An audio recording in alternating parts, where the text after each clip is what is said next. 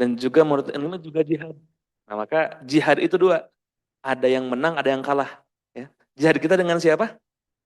Dengan setan dan hawa nafsu. Ya, maka mari jika ada temannya yang ngantuk, gimana? Diingetin. Kemudian kalau kita sendiri ngantuk, boleh juga ke apa? Wudhu untuk memperbarui semangat menuntut ilmu. Yang kedua, bagi jamaah yang ada di rumah tentunya silahkan juga dalam posisi dalam menuntut ilmu, gitu ya, kita gunakan adab kita dimanapun kita berada untuk pantas mendapatkan ilmu dan cahaya dari Allah Subhanahu Wa Taala. Dan tak lupa untuk menutup aurat, ya, dan silahkan kameranya yang memungkinkan untuk dibuka silahkan dibuka, dan yang tidak tetap dengan adab menyimak ilmu yang Allah Subhanahu Wa Taala hadirkan pada kita. Kemudian bagi para jamaah di sini yang ingin bertanya nanti, silahkan untuk mengacungkan tangan, ataupun jika ingin izin keluar karena ingin ke ke air misalkan ya, ke kamar kecil, silahkan saja untuk angkat tangan, kemudian balik kanan, lanjut untuk ke hajatnya. Pun demikian kepada para jamaah yang ada di nyimak di YouTube ataupun di Zoom, jika ada pertanyaan silahkan angkatkan tangan, dan nanti kita akan persilahkan untuk ayah bunda semua dan jemaah semua untuk bertanya. Itu salah satu adab dalam menuntut ilmu, dan mari kita hantar adab dalam menuntut ilmu ini dengan berdoa, menengadahkan tangan kita kepada Allah Subhanahu wa taala. Mudah-mudahan kita dicatat oleh Allah sebagai bagian dari apa yang didoakan oleh Nabi. Burika ummati fi bukuriha. Diberkahi umatku di waktu paginya. Mudah-mudahan kita semua yang mendapatkan keberkahan itu. Dan kita berdoa, ya Allah, mudah-mudahan ilmu yang Engkau berikan pada kami benar-benar manfaat. Manfaat ketika kami butuhkan dan mendapatkan apapun yang Engkau janjikan berupa keutamaan, dan dijauhkan dari segala dosa serta hal-hal yang dapat merusak amal-amal kami. Bismillahirrahmanirrahim. Astaghfirullahal azim. Astaghfirullahal azim. Astaghfirullahal azim. الذي لا إله إلا هو الحي القيوم ونتوب إليك رضيت بالله ربا وبالإسلام دينا وبمحمد نبيا ورسولا رب اشرح لي صدري ويسر لي أمري واحلل عقدة من لساني يفقه قولي اللهم ربنا زدنا علما وارزقنا فهما لا حول ولا قوة إلا بالله العلي العظيم آمين آمين يا رب العالمين. Kesempatan dan waktunya kami persilahkan kepada guru kita Al-Ustadz Dr. Hatta, fa'alaihi falyatafaddal mashkura. Bismillahirrahmanirrahim. Assalamualaikum warahmatullahi wabarakatuh. Alhamdulillah. Alhamdulillah Rabbil Alamin. Wassalatu wassalam ala habibina nabiyina Muhammad wa ala alihi wa ashabihi wa man tabi'am bi ihsan ila yaumiddin wa ba'd. Bapak, Ibu-ibu, peserta i'tikaf 40 hari dan 10 hari di Kampung Maghfirah, dan juga para penyimak melalui Zoom di rumah. Hari ini tanggal 20 Sya'ban, menjelang 9 hari atau 10 hari menjelang apa? Ramadan. Kita memulai kajian ba'da subuh, yang insya Allah mudah-mudahan Allah berikan rezekinya bisa diisi tiap pagi. Mudah-mudahan diberikan kesehatan semua dan kita bisa belajar bersama-sama. Salawat dan salam kita sampaikan kepada Nabi kita Muhammad sallallahu alaihi wasallam, suri teladan kita di dalam kehidupan ini. Beliaulah yang mengajari kita Al-Quran. Dan kehidupan beliau sendiri adalah Al-Quran. Kana khuluquhul Quran. Jadi ketika ditanya bagaimana Rasulullah hidupnya, jawabnya hidupnya adalah apa? Al-Quran yang menjadi akhlak. Al-Quran yang menjadi sikap. Al-Quran yang menjadi perilaku. Jadi Al-Quran itu sebuah kitab yang harus diyakini, dipahami, dan diamalkan, diimplementasikan dalam hidup kita.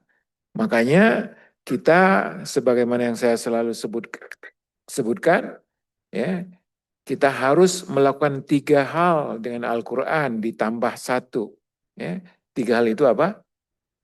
Baca, pahami, renungi. Tambah 1 apa? Amalkan. Ya. Ya. Yang pertama apa? Baca. Yang kedua, pahami. Yang ketiga, renungkan. Renungan itu artinya pendalaman di dalam memahami sehingga punya dampak yang mendrive, yang mendorong sehingga mau apa? Mengamalkannya. Jadi bukan hanya sampai kepada manggut-manggut. Apa itu manggut-manggut, Bu? Oh, gitu ya. Tidak hanya sampai apa? Oh, gitu. Tapi langsung ada getaran yang ingin melakukan, membuatnya, mendorongnya. Baik, Bapak dan Ibu yang rahmati Allah, kajian kita kurang lebih sekitar 1 jam, 1,5 jam ya, insya Allah. Pertama, kenapa surat Al-Baqarah? Karena saya sudah memulai kajian surat Al-Baqarah itu lama, tapi terputus-putus. Makanya pengen sekali, mudah-mudahan bisa dituntaskan kajian surat apa? Al-Baqarah. Oleh sebab itu kita tidak akan mulai dari awal. Karena yang awal sudah lama. Jadi nah, langsung dari ayat 246. Karena kita ingin langsung bertahap menghabiskan mentadaburi surat apa? Ayat apa? Surat Al-Baqarah. Dan mudah-mudahan kita punya kesempatan untuk menyelesaikan pembahasan surat apa? Al-Baqarah ini. Amin amin ya rabbal alamin. Baik Bapak dan Ibu yang rahmati Allah, ya. 200 berapa? 46 ya.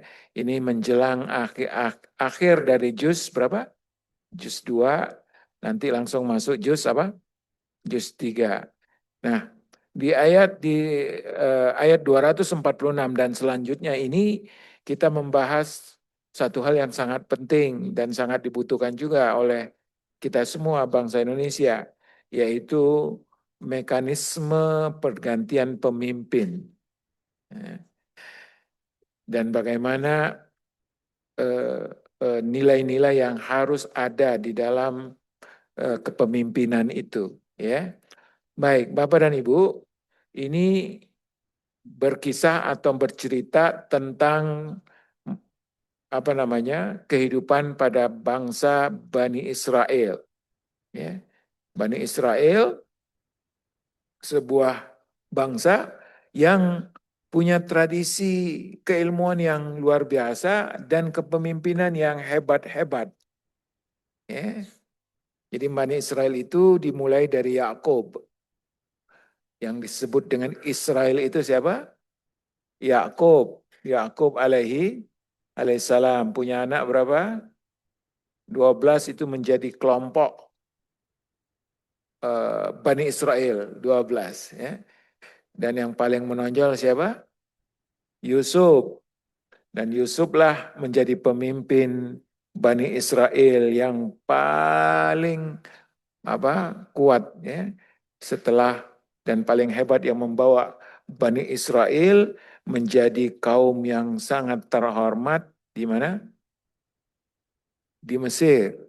Nah, yang dulunya datang ke Mesir untuk minta-minta, nah, tapi setelah Yakub maaf, Yusuf menjadi pemimpin di masyarakat Mesir, naik derajatnya dimulai dari Menteri Keuangan, kemudian jadi apa? Jadi raja, ya. Nah, baik. Kemudian eh, setelah Yusuf, Bani Israel dibawa keluar dari Mesir oleh siapa?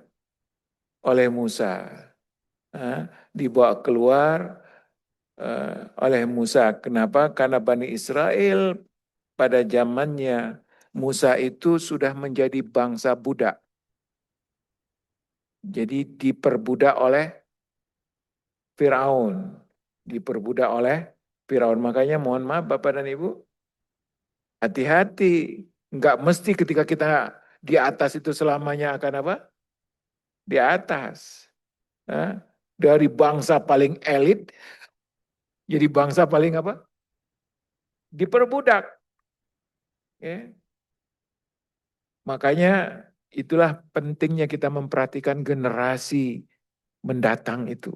Jadi kita jangan hanya untuk hidup kita saja, tapi kita harus pikirkan bagaimana apa? Nah, salah satu yang penting kita pikirkan adalah bagaimana Indonesia ini tetap mayoritasnya Muslim. Tetap agama yang paling apa? Paling kuat apa? Islam. Mungkin nggak ada jadi minoritas kita di sini? Mungkin nggak? Mungkin. Mungkin sekali di beberapa negara di Asia Tenggara itu dulu kuat-kuat Bu, seperti di Thailand, Bangkok itu katanya itu tanah kaum muslimin semua dulu. Ya. Laos, ya, Kambodia, ya, Kamboja. Jadi makanya penting banget kita memperhatikan pendidikan anak-anak kita. Anak-anak kita didik menjadi generasi pewaris keimanan, bukan hanya pewaris duit. Ini yang dipikirin cuma jadi pewaris apa? Duit. Lupa memikirkan pewaris apa? Keimanan. Penting banget. Karena eh, seperti di Kamboja itu ada kelompok ngakunya Islam, tapi sudah tidak lagi sholat sebagaimana kita. Ya. Tradisinya sudah beda jauh, 180 derajat, tapi masih mengaku apa? Mengaku Islam. Nah, ini penting banget untuk kita pahami. Jadi, turun lalu diselamatkan oleh Musa untuk balik ke tempat yang diberikan oleh Allah sebagai sebuah tempat yang paling mulia, yaitu Baitul Maqdis. Diajak mereka ke Baitul Maqdis. Ya, pulang kemana? Ke Palestina, ke Baitul Maqdis. Namun, nah itu dia. Mohon maaf Bapak dan Ibu, nggak gampang membawa satu bangsa, satu kelompok manusia dengan mental terjajah yang sudah lama. Apa?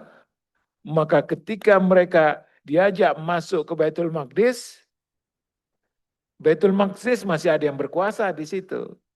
Itu bukan bukan dia tinggal masuk menguasai, tidak, tapi masih ada apa? Masih ada kekuasaan orang lain di situ. Ya. Tapi sudah dijanjikan itu untuk mereka. Mereka mengatakan kepada nabinya Musa, ya, nggak mau diajak berperang untuk merebutnya. Padahal sudah dijanjikan kalau kamu masuk, kamu menang. Keren nggak Pak? Sebelum perang sudah ada apa? Ah, udah jaminan. Tinggal lakukan aja. Kamu pasti apa? Menang. Mereka nggak mau. Katanya kepada Musa apa? Idhab anta wa rabbuka faqatila. Inna hahuna qaidun. Wahai Musa, kamu aja yang pergi dengan Tuhanmu itu yang janjiin menang itu. Kamu aja yang pergi berperang, kami duduk apa? Di sini nunggu. Nanti kalau sudah menang, kami ikut apa? Kami ikut masuk. Kalau kalah, dan gara-gara itulah mereka dihukum oleh Allah Subhanahu wa taala selama 40 tahun. Muter-muter. Muter-muter. Muter-muternya sudah di pintu Baitul Maqdis, Bapak dan Ibu. Ya, di daerah Yordan sekarang, ya. Itu sudah tinggal masuk ke apa? Baitul Maqdis, tapi mereka muter-muter nggak ketemu sampai Musa meninggal. Jadi Musa tidak berhasil membawa apa? Mereka ke Baitul Maqdis dan akhirnya membawanya adalah pemimpinnya setelah Musa yang namanya Yusa bin Nun. Yusa bin Nun ini adalah pemuda yang mendampingin Musa ketemu dengan Nabi Khidir. Nah, yang bawa apa? Bawa kantong apa? Makanan, ya, Yusa bin Nun. Dan akhirnya mereka masuk ke apa? Baitul Maqdis. Terus ada banyak, bergantilah pemimpin-pemimpin kecil sampai ada nabi namanya Samuel, ya, dan tidak punya kekuasaan yang sebagaimana nabi-nabi sebelumnya. Jadi dulu yang mimpin itu para nabi, Bapak dan Ibu. Ya. Nah, setelah Yusa bin Nun, kepemimpinan pecah kepada kelompok-kelompok. Dan akhirnya mereka tidak menjadi bangsa yang kuat. Karena kepentingan-kepentingan kelompok, akhirnya mudah sekali dikalahkan oleh kelompok yang apa? Besar. Nah, disitulah mereka berpikir, nasib harus dirubah. Makanya pemikiran bahwa nasib berubah itu memang setelah merasakan bahwa enggak enaknya menjadi kelompok yang lemah. Enggak enaknya jadi kelompok apa? Yang lemah. Maka inilah mulainya. Alam tara ilal mala'i min bani Israila min ba'di Musa.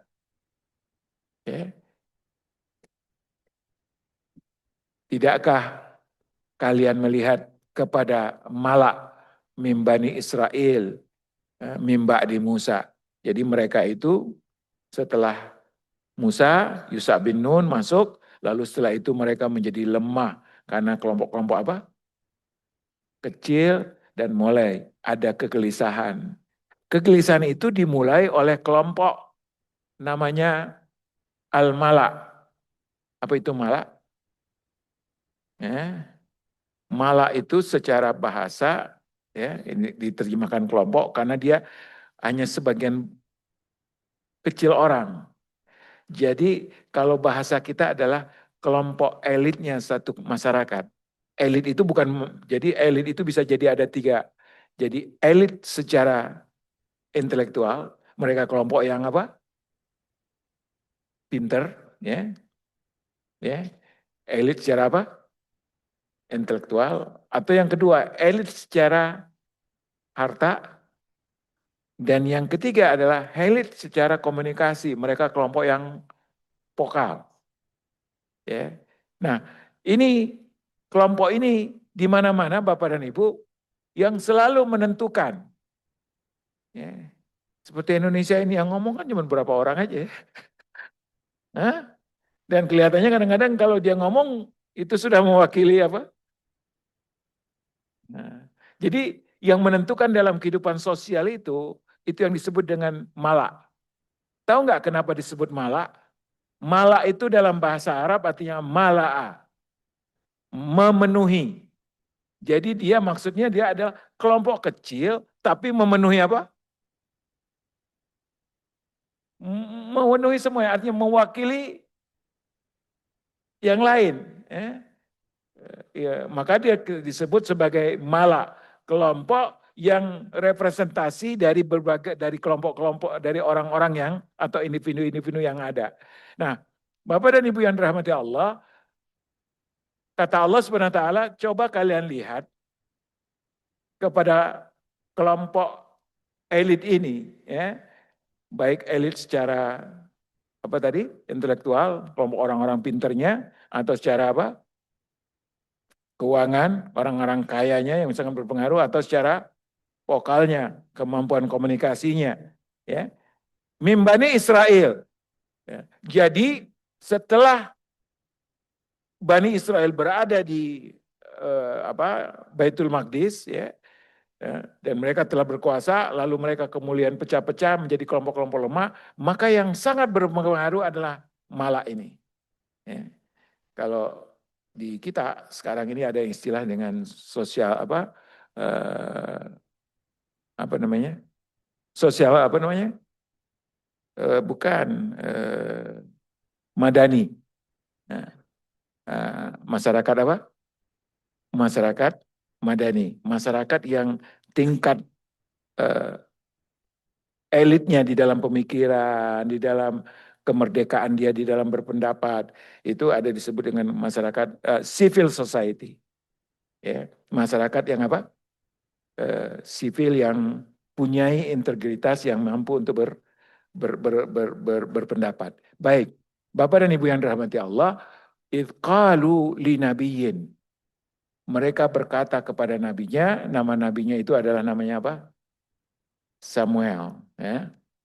Jadi nabi di sini sudah benar-benar hanya menjadi tokoh agama. Beda dengan nabi-nabi dulu. Dengan nabi dulu yang mereka yang dulu yang tadi kita sebut siapa? Mulai dari siapa? Yusuf. Dia pemimpin dan tokoh apa? Agama. Ya. Kemudian siapa lagi? Musa, pemimpin dan tokoh apa? Agama. Ya. Yusa bin Nun. Nah, lama-lama kemampuan memimpin kurang, ya. Lalu yang muncul yang tinggal hanya kepemimpinan apa? Agama. Maka muncullah kelompok-kelompok yang punya pendapat. Ibhas lana malikan. Nah, berarti Bapak dan Ibu sekarang dibutuhkan apa? Jadi ada dua pemimpin. Ya. Kalau bahasa sekarang ada ulama, ada umaro. Ya. Ada ulama, ada apa? Umaro. Ulama itu diwakili oleh Samuel. Ya. Lalu umara, kata mereka, coba pilihkan untuk kami seorang raja. Nah, Bapak dan Ibu yang dirahmati Allah Subhanahu wa taala, ini menarik, ya. Ini menarik dalam mekanisme pemilihan pemimpin. Bagaimana kelompok elit, ini perhatikan Bapak dan Ibu, bagaimana kelompok elit secara intelektual atau secara material tetap ingin bahwa pemimpin itu langsung ditunjuk oleh yang punya otoritas yang paling tinggi. Ya. Ya. Dia datang ke Nabi, ya. Dia datang kepada Nabi, coba Hibasana, pilihkan untuk kami siapa yang menjadi raja kami. Jadi ternyata Bapak dan Ibu yang dirahmati Allah, dari dulu demokrasi itu nggak dipilih. Ya. Ya. Coba perhatiin. Ya. Orang kelompok elit tetap pengennya bagaimana pemimpin itu lahir dari penunjukan yang sangat berotoritas. Siapa yang paling punya otoritas di sini? Apa? Nabi, ya. Gitu. Karena memang mohon maaf Bapak dan Ibu, demokrasi itu saya belajar, ya, ternyata sistem yang paling sangat berisiko. Ya. Sangat apa? Berisiko. Kenapa? Karena pendapat diberikan kepada semua orang. Dan tidak semua orang berpendapat Apa? Hah? Paham apa yang dia, kebayang nggak? Suara dibuat antara seorang yang paling ngerti dengan orang yang saling bodoh sama-sama satu. Hah? Makanya mohon maaf, banyak terjadi distorsi. Banyak jadi distorsi dan kelompok-kelompok. Ya, saya dulu di Pakistan, Bu. Berapa tahun saya di Pakistan. Di Pakistan juga gitu, gonta-ganti pemimpin. Selalu pakai pemilihan. Dan yang muncul ini ganti ini. Mirip-mirip. Tahu nggak siapa miripnya? Hah? Yang punya duit. Ya. Makanya saya ketika itu saya belajar sedikit tentang politik. Ternyata eh, demokrasi itu efektif pada masyarakat yang cerdas. Tapi pada masyarakat bodoh yang bermain demokrasi bukan ini.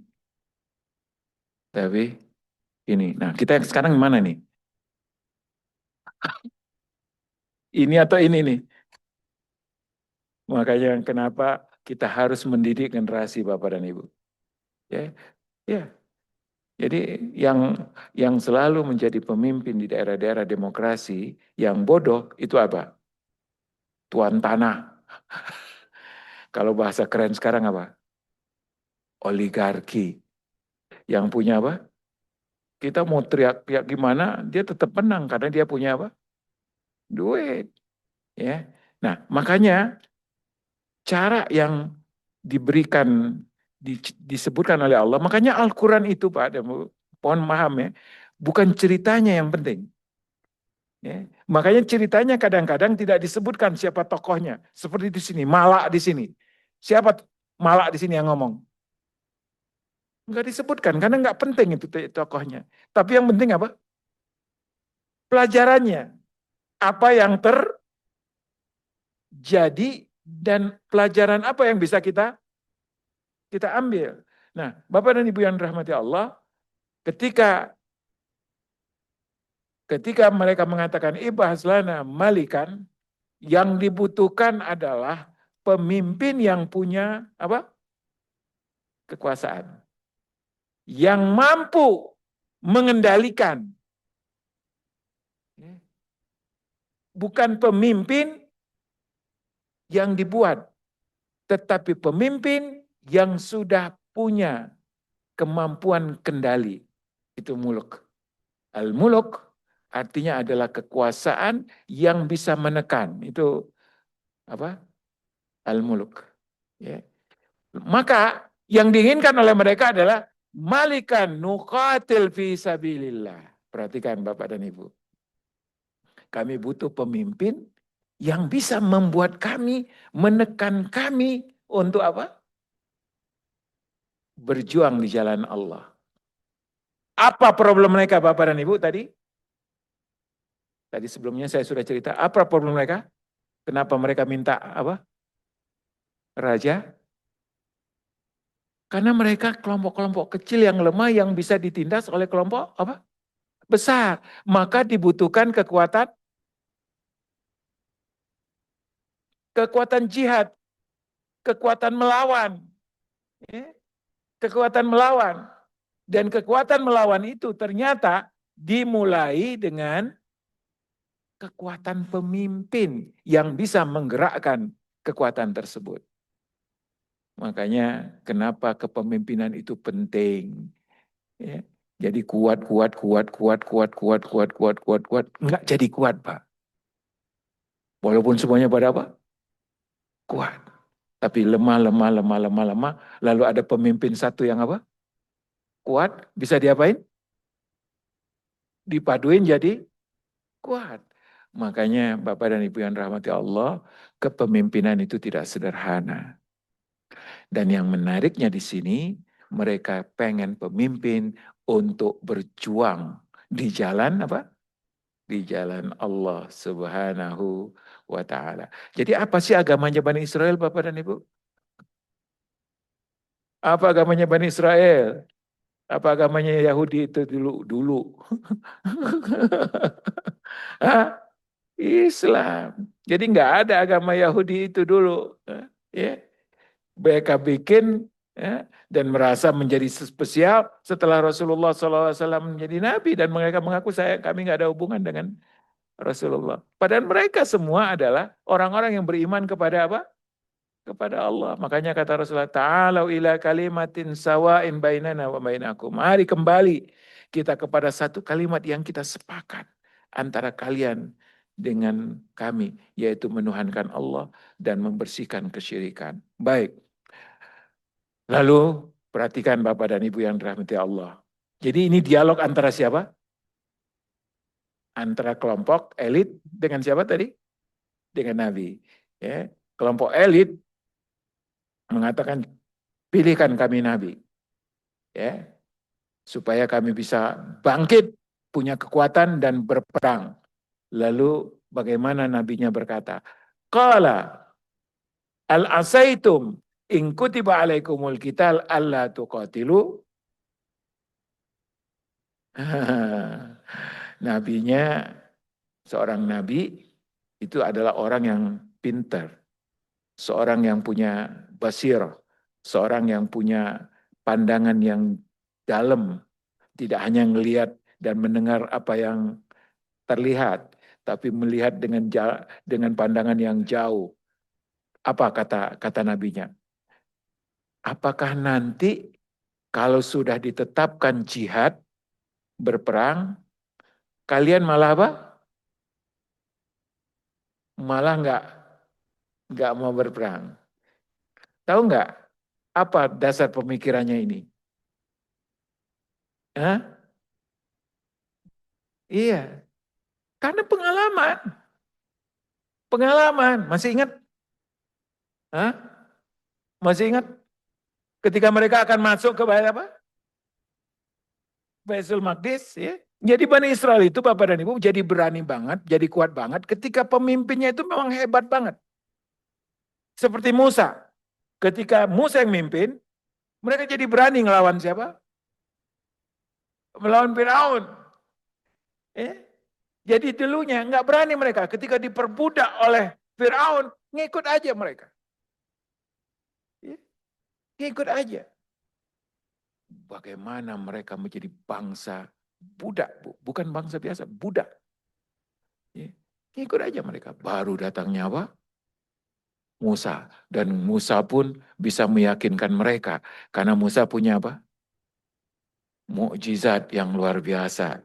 Ya, makanya eh, nanti kita selingi dengan beberapa hubungan antara Bani Israel sekarang gitu ya. Ya.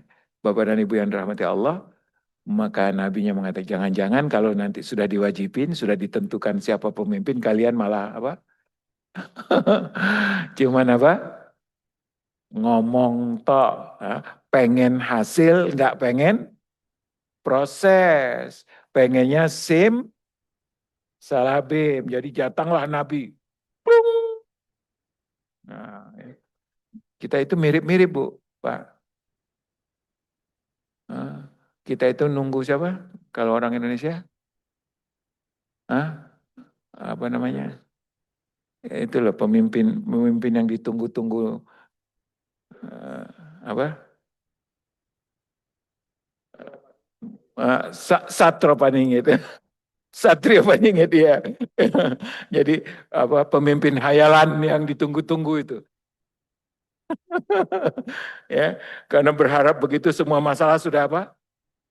Ting langsung beres. Ya. Kapan datangnya Pak? Atau dalam konsep kita orang pada nunggu Imam Mahdi. Kapan datangnya Imam apa? Mahdi dan berharap kalau datang semua urusan sudah selesai. Makanya Nabi mengatakan, kamu itu nggak butuh proses, kamu itu ingin hasil. Al-asa itu, ini menarik. Jangan-jangan kalian.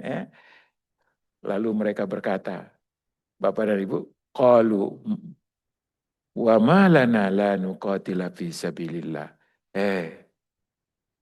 Nabi, bagaimana kami tidak akan berperang? Ya. Alasan kami punya berperang itu sangat kuat. Wa qad ukhrijna, kami sudah terusir dari rumah-rumah kami. Jadi sudah ada penguasa-penguasa yang mengusir mereka dari tempat-tempat mereka, Bapak dan Ibu. Ya. Jadi oleh sebab itu, mohon maaf Bapak dan Ibu, Bani Israel itu bukan bangsa yang kuat gitu. Ya.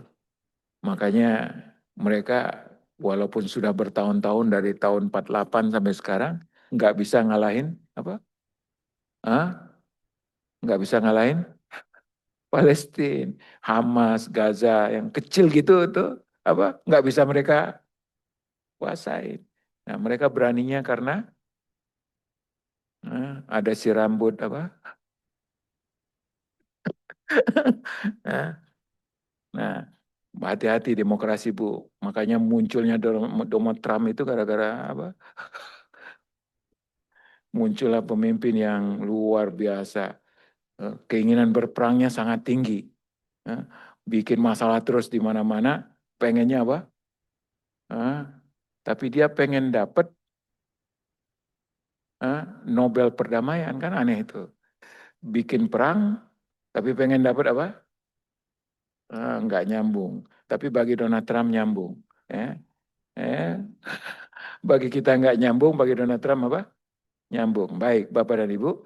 Nanti cerita ini akan nyambung kepada puasa. Makanya Alhamdulillah ini cerita yang bagus banget. Bagaimana urusan hidup ini ternyata salah satu solusinya adalah apa? Puasa. Ya. Baik. Wa qala nabiyuhum. Falamma kutiba alaihimul qital. Ya. Dan benar setelah ditetapkan berperang.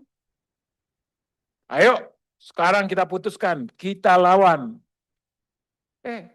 Pas sudah diputusin ngapain? Apa? Tawalau, pada takut semua, pada berpaling, kecuali apa? Kelompok yang sedikit, ya. Kelompok yang sedikit, ya. Pada takut berperang Bu. Kenapa takut berperang? Hah? Takut mati. Kenapa takut mati?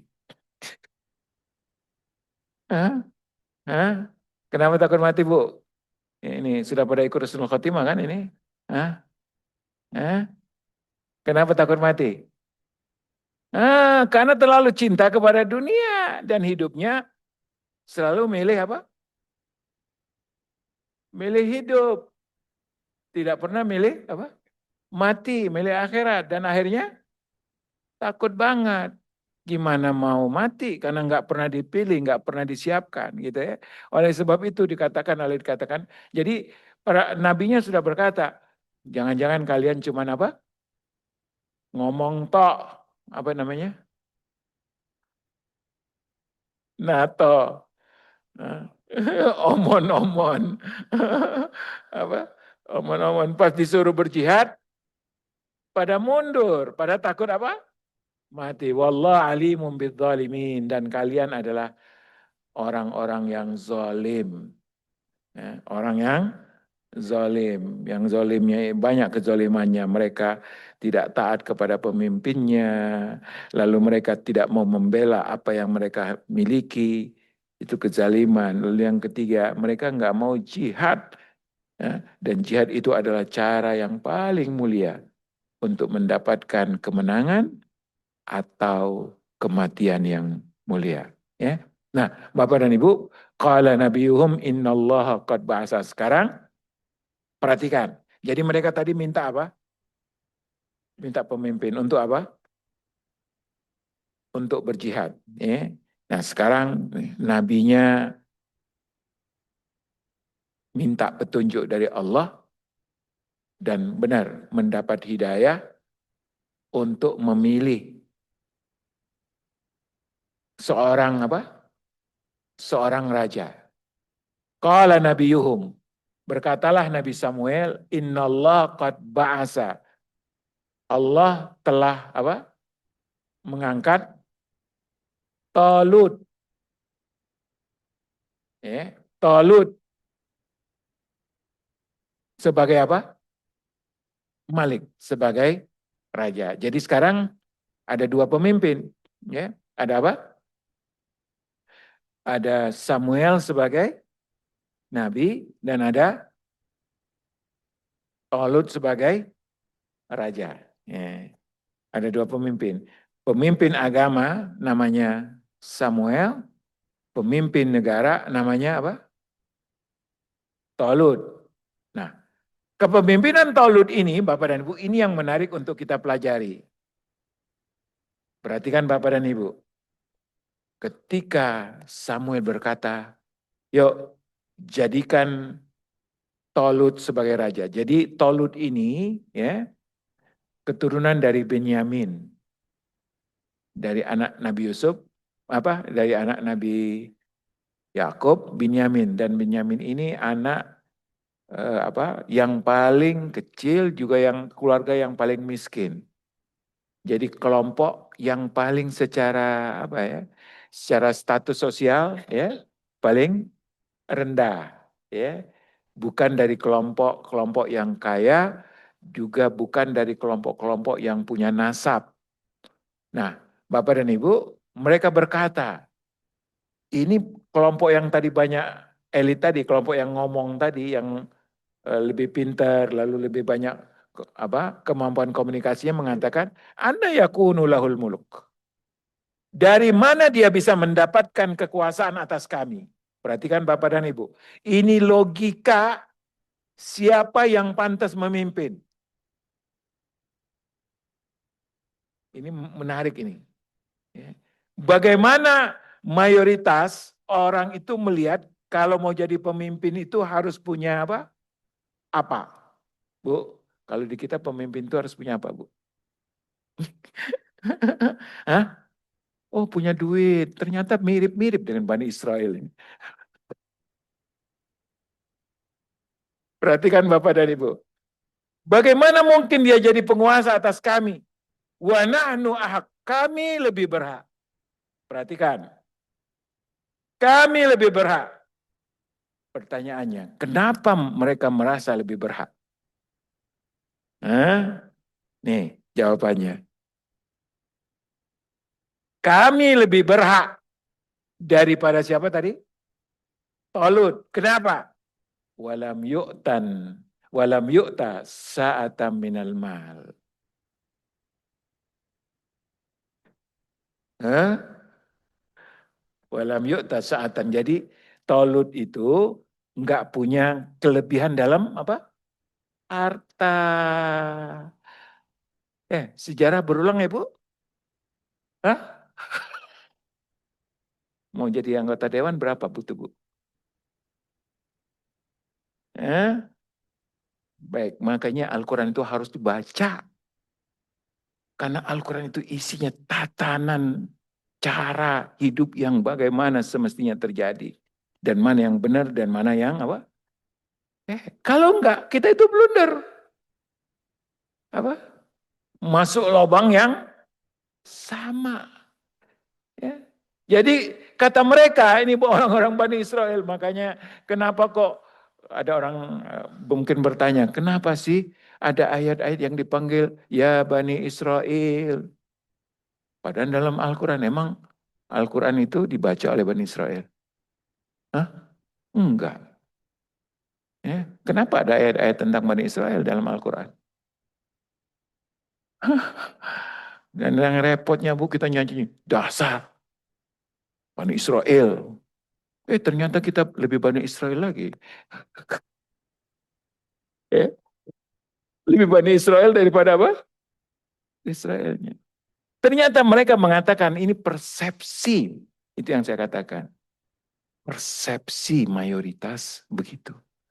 Makanya kalau suara dikasihkan kepada semua orang, maka yang akan bermain ini.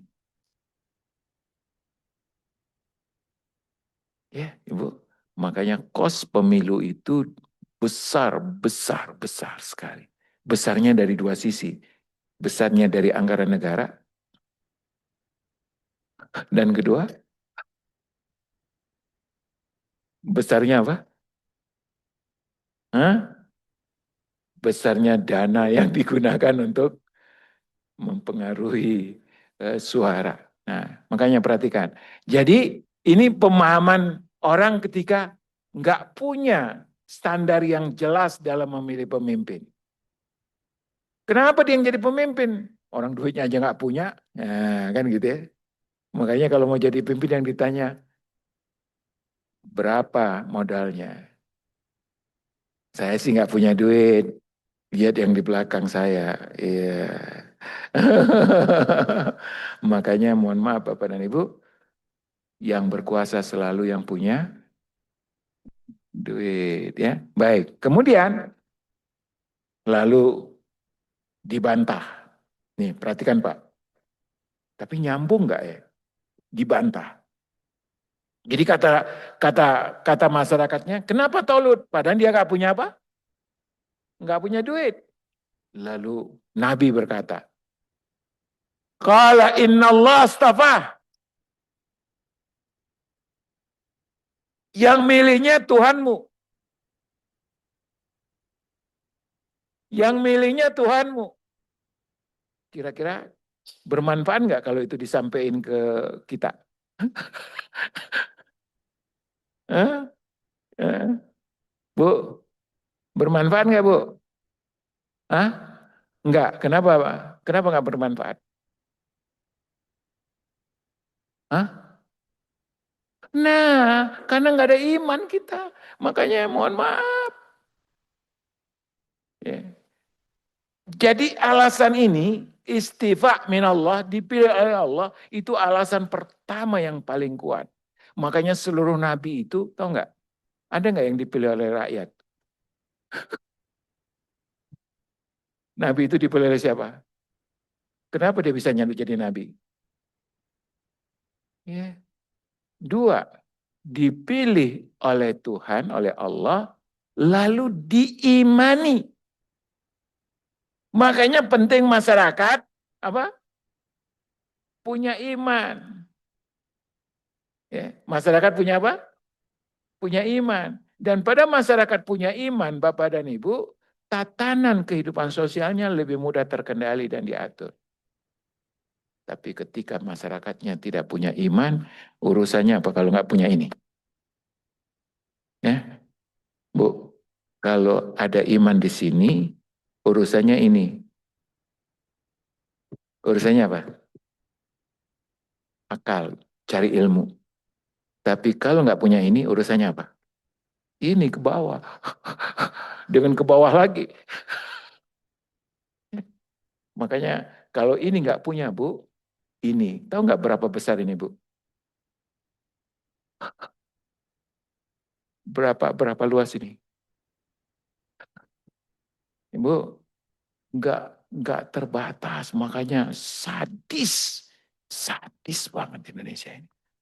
Mestinya negara ini kaya raya, apa?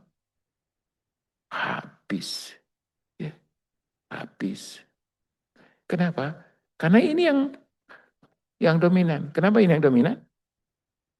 Karena ini nggak ada. Makanya mohon maaf ibu-ibu, bapak, janganin ajarin anak-anak fokus ke ini. Anak-anak kita diajarin fokusnya ke ini. Betul apa betul? Hah? Ngajarin iman atau ngajarin cari duit? Ya? Kamu matematikanya jelek banget kamu. Bodoh. Itu ya. Pas dia sholat, biasa aja dia apa? Nggak dipuji. Jadi kita fokusnya ke ini. Ini Bu, kalau punya, ini insya Allah ada. Tapi nggak lebar-lebar banget. Nggak apa? Nggak jadi budak dari perut. Ya, perhatikan. Nah, lalu ketika Allah yang milih, atau ketika itu petunjuk dari Nabi, pasti punya alasan yang sangat logis. Dan sangat objektif, bukan subjektif. Dan pasti punya alasan yang sangat logis untuk kepentingan apa. Coba perhatikan. Jadi ketika dikatakan, jadi ini pertama, kenapa Tolut jadi apa? Jadi nabi. Apa itu? Dipilih oleh Maka ini punya alasan yang sangat-sangat tinggi, supremasi alasan, yaitu Tuhan. Ya. Terus yang kedua, alasan logikanya, mengapa Tolut yang jadi apa? Raja, wazadahu bastotan bil ilmi wal jismi. Perhatikan Pak. Nah, jadi beda banget antara orientasi umum yang tadi apa? Duit kepada orientasi yang cerdas pakai ini dan pakai apa? Hati, maka karakteristiknya beda. Kenapa kok dia jadi pemimpin? Karena dia lebih luas, lebih tinggi. Lebih tinggi apanya? Ilmunya. Dan yang kedua, fisiknya. Kemampuan fisiknya. Dan disebut Tolut dari kata tola. Tola artinya apa? Tinggi. Jadi orangnya apa? Besar, tinggi, ya, dan ilmunya apa? Kuat. Dan imannya juga kuat karena jadi ada 3 alasan. Imannya kuat, ilmunya kuat, memang kemampuan yang dibutuhkan, skillnya memang butuh. Itu kan tadi butuhnya raja untuk apa? Untuk perang. Kalau perang yang dibutuhkan apa? Fisik. Jadi dia 3 ini punya alasan benar untuk jadi apa? Raja. Bandingkan dengan yang tadi, Bu. Cuma 1 alasan apa itu? Duit. Makanya yang layak. Kalau ini yang muncul, Bu, perhatikan, Bu. Kalau alasan yang muncul, 3 ini enggak ada. Perhatikan nih, saya ingin ngomong jelas. Iman enggak ada, otak kosong, fisik, ya terserah kalau nyambung nggak nyambung terserah. Ini serius ini. Bagaimana Allah itu sudah menjelaskan 4 abad yang lalu, 5 abad yang lalu. Kalian bayar 200.000, kalian terima 200.000, apa? 300.000 yang muncul Bapak. Ini apa? Kosong. Ini dulu, ini apa? Hati kosong. Kemudian apa? Misalnya. Nah, makanya mohon maaf ibu-ibu. Itulah kenapa saya itu selalu ajarin anak-anak. Kita nggak boleh cuman komplain. Karena komplain tidak akan apa? Ya. Makanya kenapa saya itu udah ke kampung Mangfiro aja, ngajar aja. Daripada protes-protes, orang yang diprotes juga nggak paham apa yang diprotes. Ya. Ya. Yuk kita ajarin anak-anak kita. Karena bangsa ini nggak akan berubah. Sampai muncul satu kelompok yang benar-benar mampu membuat apa? Perubahan itu. Karena kalau melihat secara mayoritas, sulit Bapak dan Ibu. Nah, perhatikan. Jadi, bastatan fil ilmi wal jism. Wallahu yu'ti mulkahu man yasha. Nah, perhatikan Bapak dan Ibu. Jadi, Allah itu punya otoritas untuk memberikan kekuasaannya kepada siapapun. Perhatikan ini ayat. Allah punya apa? Otoritas. Maka, mohon maaf, kepemimpinan itu bisa jadi 2. Kepemimpinan nikmat atau kepemimpinan musibah. Allah bisa memberikan nikmat kepada satu kaum dengan pemimpin yang apa? Hebat. Seperti ini. Atau memberikannya satu musibah. Dengan apa? Dengan kepemimpinan. Makanya jangan salahkan siapa yang muncul. Tapi salahkan siapa yang kita, ini serius. Ya, kita ini lagi diuji atau lagi dikasih apa? Nikmat. Ya. Kita harus perhatikan betul. Makanya harus selalu lakukan introspeksi. Wallahu wasi'un alim. Dan Allah yang paling luas pengetahuannya dan Allah yang paling mengetahui. Ya, baik. Begitunya Bapak dan Ibu yang rahmati Allah. Ya. Terus, qala lahum nabiyuhum. Dan berkatalah nabinya berikutnya. Sekarang, tadi kan, jadi kenapa alasannya Tolut jadi pemimpin? 3. Ya. Jadi kenapa alasan Tolut jadi pemimpin? 3. Yang pertama kenapa? Dipilih oleh Allah. Yang kedua, punya ilmu yang lebih, bukan sekedar punya ilmu, tapi lebih daripada yang lain, sehingga dia muncul. Makanya penting banget kalau sekedar punya ilmu, semua pada punya ilmu, tapi lebih. Dan yang ketiga, fisik, kemampuan fisiknya untuk memimpin tinggi. Nah, Bapak dan Ibu, lalu dijelaskan satu persatu.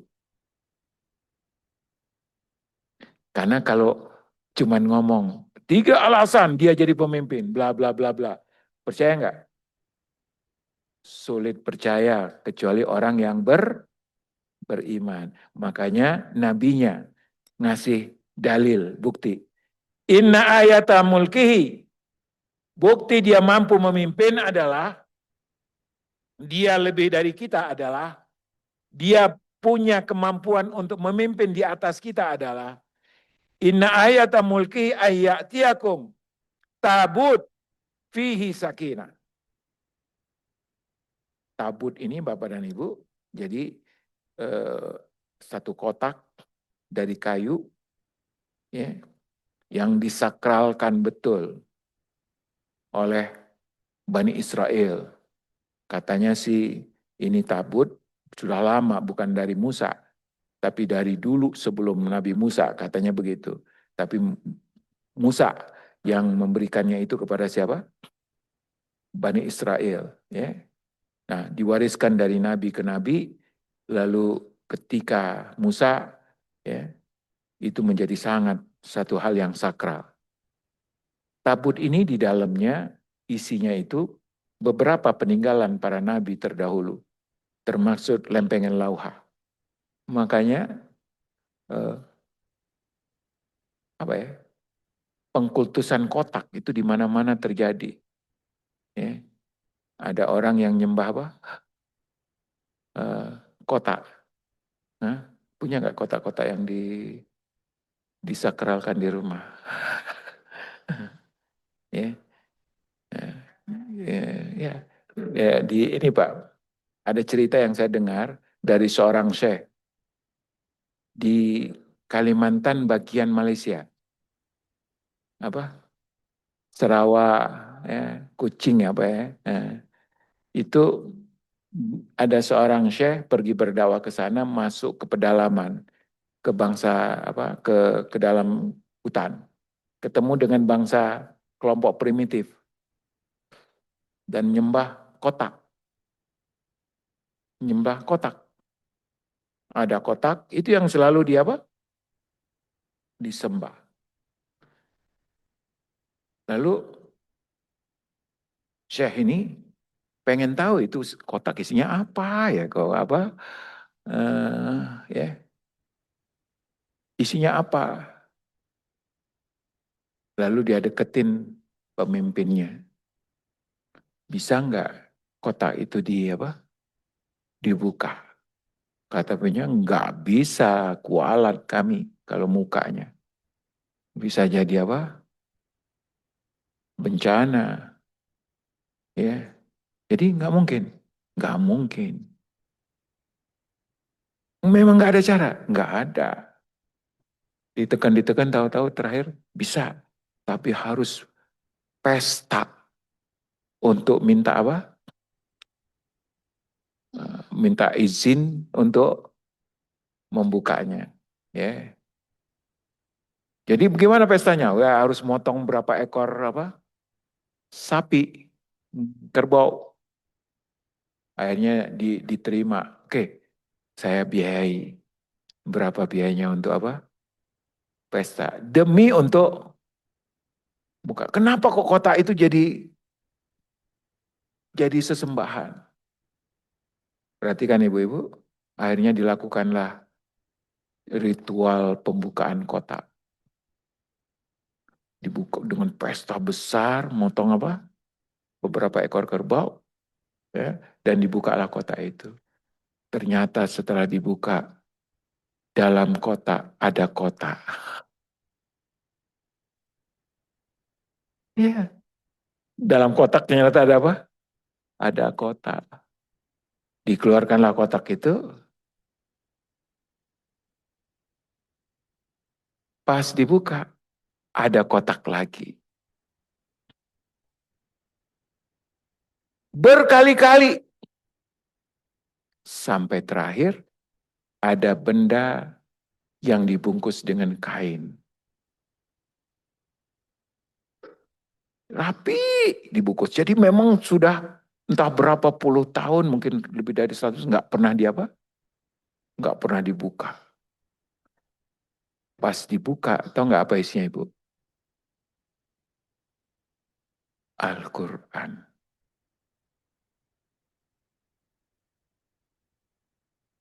Zaman Abbasiyah. Zaman diperkirakan pada tahun berapa Abbasiyah itu? 300-an, 400-an. Zaman Abbasiyah. Jadi ternyata sudah ada orang dai yang masuk ke pedalaman itu ngajarin Islam dulu. Dan setiap ngajar pakai apa? Kan dulu nggak musab setiap orang punya. Zaman dulu itu Bu, punya musab berarti, tahu nggak bagaimana cara punya musab zaman dulu? Hah? Datang ke tukang tulis. Nih tolong salinin. Mahal banget itu harganya apa? Kalau sekarang sekali nyetak bisa puluhan ribu. Dulu. Makanya punya musab dulu itu. Ya. Dan itulah jasanya siapa? Utsman bin Affan yang membuat cetak apa, bukan cetakan, diperbanyak untuk di ya, nah, ada seorang dai masuk ke pedalaman daerah situ ngajarin, diajarin terus, ya. Tapi lama-lama dai itu mati, meninggal. Ketika meninggal, yang meneruskan masih bisa ngajarin, kemudian meninggal lagi. Yang berikutnya sudah nggak bisa ngajarin. Makanya kitabnya ditutup, dia ngomong dan nunjuk-nunjuk kitab itu. Jadi isinya menurut kita ini cuma dia apa? Ditunjuk-tunjuk, dan kita harus punya taat ini. Ya, meninggal lagi, tinggal nunjuk-nunjuknya aja, isinya nggak ada. Lama-lama disembah. Ya, makanya bahayanya kalau kita tidak mewariskan ilmu dari tuntunan yang benar menjadi nauzubillah malah sesembahan yang menyesatkan. Ya, nah tabut memang tidak begitu, bukan kotak biasa, memang kotak yang punya apa ya? Punya spiritual yang luar biasa. Makanya dia punya keunikan. Perhatikan Bapak dan Ibu. Tabut fihi sakinah. Sakinah. Jadi tabut kotak yang memang di dalamnya itu ini adalah warisan dari nabi-nabi yang ketika dilihatkan itu semua yang ngelihat langsung apa? Tentram dan jadi berani. Jadi kalau mau suruh perang, lihatkan itu dia langsung jadi apa? Jadi berani. Kenapa? Karena seakan-akan dapat jaminan dari apa? Dari Allah Subhanahu wa taala. Fihi sakinah. Nah, pertanyaan saya, apa hubungan dengan alasan bahwa dia adalah sebagai punya punya apa? Punya legalitas untuk jadi raja dengan cerita ini, tabut ini. Ya. Tahu nggak alasannya apa? Jadi tabut itu sudah lama hilang. Itulah yang membuat bangsa Bani Israel jadi apa? Jadi lemah. Tidak lagi punya pegangan yang menyatukan. Ya, ya. Hilang, lalu mereka nggak punya kekuatan lagi. Tahu-tahu Talut bisa menunjukkan inilah tabut. Maka timbul lagi kepercayaan bangsa Bani Israel kepada diri mereka. Dan itu sangat dibutuhkan untuk berperang. Makanya kata Nabi, dia pantas untuk jadi apa? Menjadi pemimpin, menjadi raja. Wa baqiyatum mimma taraka alu Musa, dan beberapa barang-barang peninggalan dari apa? Musa, ya, menjadi Musa. Jadi Bapak dan Ibu yang dirahmati Allah, nah itulah bedanya agama-agama dahulu dengan agama kita sekarang yang diajarkan oleh Rasulullah Sallallahu Alaihi Wasallam. Ya, jadi dulu itu memang ada pengkultusan untuk barang-barang seperti itu. Ya, tapi setelah Rasulullah Sallallahu Alaihi Wasallam, ya, yang ada cuman sa'air, apa? Sa'air atau sa'ira, siar-siar. Misalnya apa? Ka'bah, Mekah, Arafah, Mina, masjid. Ya. Ada yang begitu. Tidak ada lagi bentuknya benda-benda yang apa? Yang yang sakral. Makanya mohon maaf, bahkan bakoya atau sisa-sisa dari peninggalan Rasulullah pun ya tidak disakralkan karena kita nggak bisa memastikannya. Makanya misalnya ada rambutnya Rasulullah di mana gitu ya, ya itu tidak disakralkan. Kenapa tidak disakralkan? Tidak mendapatkan pembenaran dari bukti. Tinggallah siar-siar. Wa may yu'azzim sa'airallah di dalam Al-Quran. Barang siapa yang membesarkan siar-siar Allah. Di antaranya siar-siar itu tadi. Ya. Ka'bah. Lalu ibadah. Ibadah semua siar. Salat, puasa. Itu siar. Ya. Jadi yang dikultuskan bukan lagi berbentuk sekedar benda-benda itu. Tapi yang dikultuskan adalah ajarannya. Tuntunannya. Ya. Nah baik. Bapak dan Ibu yang dirahmati Allah. Jadi tabut itu datang diantar oleh siapa? Oleh malaikat. Oleh malaikat kepada siapa? Kepada Nabi, ya. Kepada Nabi. Jadi Bapak dan Ibu yang dirahmati Allah, setelah Nabi Muhammad wafat, itu interaksi malaikat Jibril dengan alam kita ini, manusia ini sudah sangat berkurang. Beda dengan dulu. Dulu dikit-dikit apa? Malaikat datang. Tapi sekarang sudah apa? Nah, makanya ibu-ibu perhatikan Bapak, interaksinya sudah sedikit, tidak seperti dulu. Maka kalau lagi terjadi interaksi, jangan sia-siakan. Dulu sering malaikat itu turun, bawa tabut, bawa apa gitu ya. Tapi sekarang jadi nggak ada lagi karena wahyu sudah sudah selesai. Intervensi langit sudah tidak apa? Iya. Tapi masih ada interaksinya. Oleh sebab itu kalau terjadi malaikat Jibril lagi datang ke bumi ini, ya, kita harus apa? Antusias karena datangnya sudah sangat apa? Jarang. Tahu kapan salah satu datangnya? Malam Lailatul Qadar. Ya. Makanya ketika malam Lailatul Qadar itu mohon maaf Bapak dan Ibu, penting untuk kita kosongkan jadwal.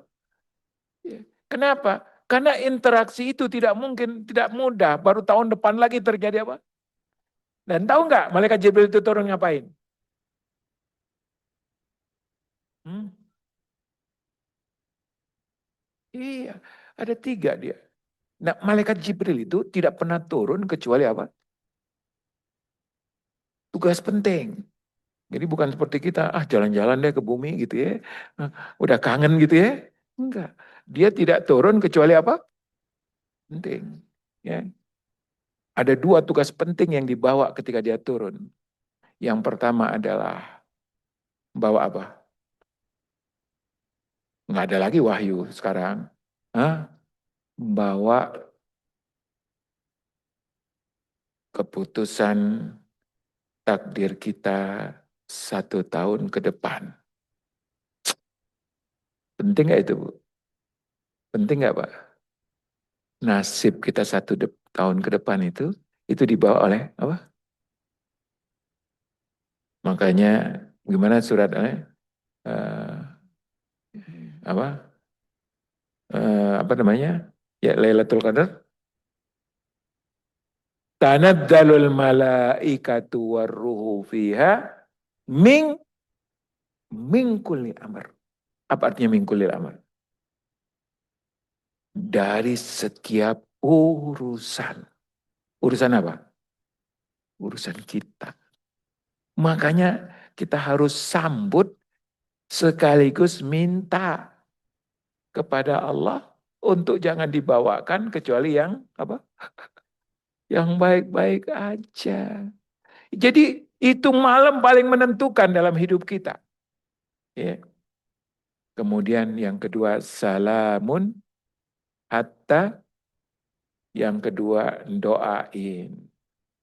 Doain kita semua. Nah, Bapak dan Ibu, kira-kira kalau ada orang yang mau doain kita tunggu atau kita cuekin? Mohon maaf, bila perlu dibayar, Bu ya. Jangankan mau ditunggu, bila perlu diapain? Betul nggak? Banyak nggak orang bayar datangin orang untuk doain? Hah? Ya, banyak. Manggil orang untuk apa? Ini malaikat datang tanpa pas dia malaikat datang lagi di mall atau lagi di terminal. Ya. Pas malam Lailatul Qadar lagi di mana? Pulang kampung. Kan nggak nyambung. Ya. Ya. Dia datang untuk siapa? Untuk kita, kitanya malah pergi kemana-mana. Mohon maaf ya malaikat, lagi sibuk. Iya, kata malaikat, aku datang untukmu, malah kamu apa? Oleh sebab itu siapkan diri kita untuk menyambut kedatangan. Mudah-mudahan yang dibawa itu yang kita doakan semua. Yang minta yang baik-baik. Yang kedua, salam doa dari mereka untuk keselamatan kita. Dan yang turun itu Jibril dan malaikat yang begitu banyak. Hampir alam semesta ini penuh dengan malaikat. Baik. Kemudian inna fi dzalika laayatan lakum, dan itu ada tanda yang sangat kuat bagi kalian untuk jadi apa? Jadi pemimpin in kuntum mu'minin. In kuntum mu'minin. Demikianlah penjelasan tentang proses apa? Pemilihan pemimpin pada siapa? Bani Israel. Jadi mohon maaf Bapak dan Ibu, pemimpin itu ada urusan dengan kita dalam berapa hal. Dia harus punya hubungan iman dengan kita. Karena pada dasarnya pemimpin itu masalah keimanan itu nomor satu. Ya, makanya alasannya yang di sini Allah menunjuk. Siapa? Talut. Dan orang yang beriman akan mengatakan sami'na. Maka masalah yang paling serius di dalam kepemimpinan adalah bagaimana yang memimpin punya iman yang sama dengan iman yang dipimpin. Ya, jangan sampai, ini mah urusan dunia, nggak ada urusan akhirat. Nah, yang repotnya pemahaman kita, urusan hidup ini kadang-kadang kita pisah antara urusan dunia dengan urusan pribadi. Pertanyaan saya, emang urusan pribadi dengan dunia nggak sama apa? Ya.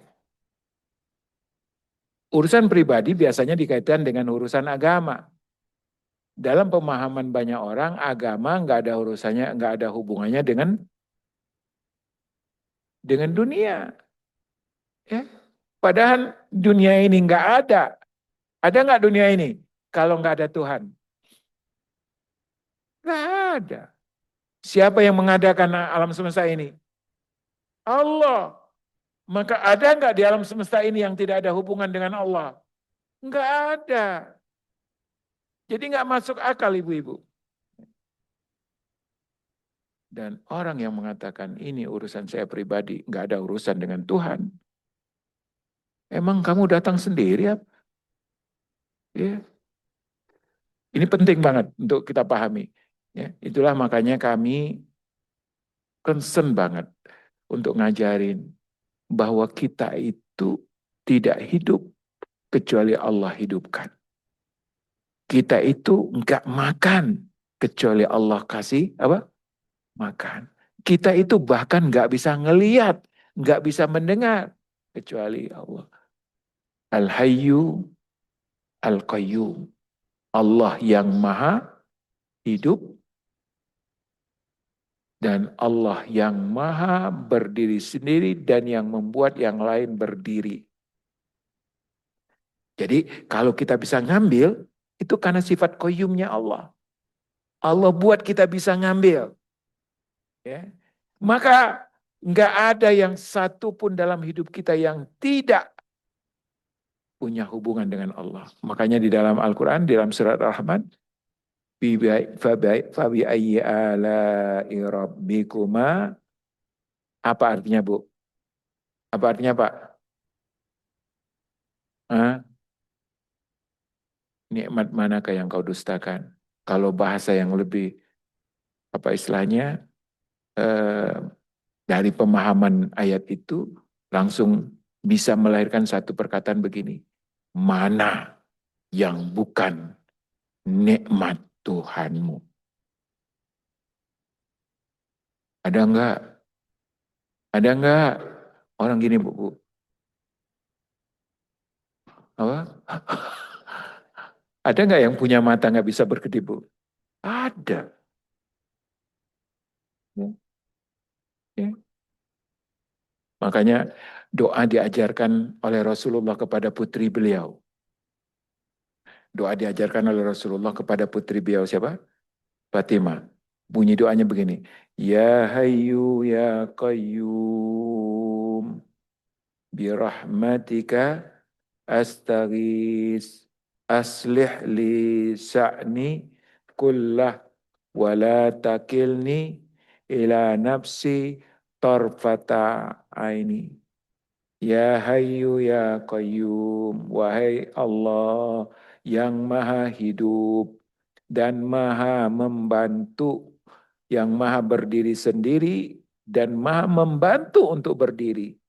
Tidak ada urusan kecuali dibantu oleh Allah. Birahmatika astaghis.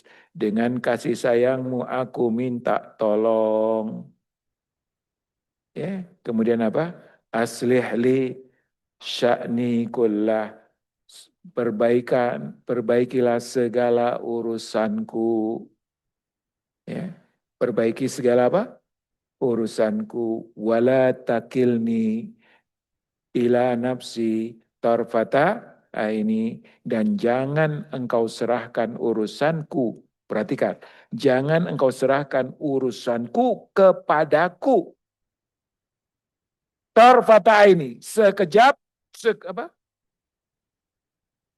Sekedip mata, sekedip tik gitu. Ya. Kita Bu, Pak, mohon maaf, ketika sekedip diambil oleh Allah, urusan kita diserahkan oleh Allah. Misal contoh nih, mohon maaf. Saya nih berdiri. Berdiri ini karena qayyumnya Allah. Saya bisa berdiri karena qayyumnya Allah. Sekedip diambil.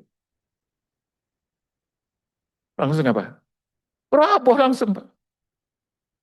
Roboh langsung. Seperti itu kita, seperti pohon pisang. Apa? Pok. Makanya ada orang yang ketika nyawanya diambil, lagi berdiri itu langsung Begitu lemahnya kita. Ya, begitu lemahnya kita.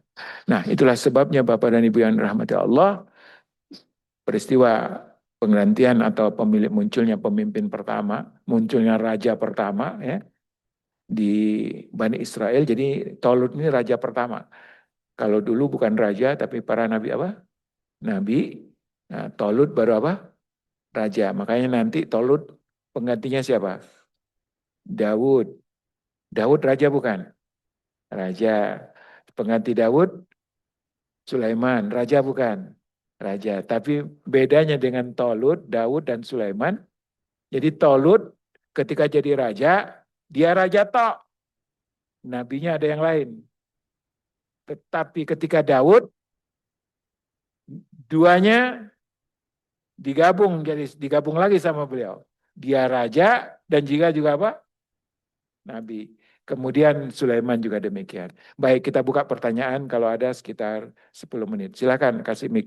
Baik, silakan ayah bunda yang mau sebelah yang angkat tangan. Baik, tolong sebutkan nama dan langsung pertanyaannya bunda ya.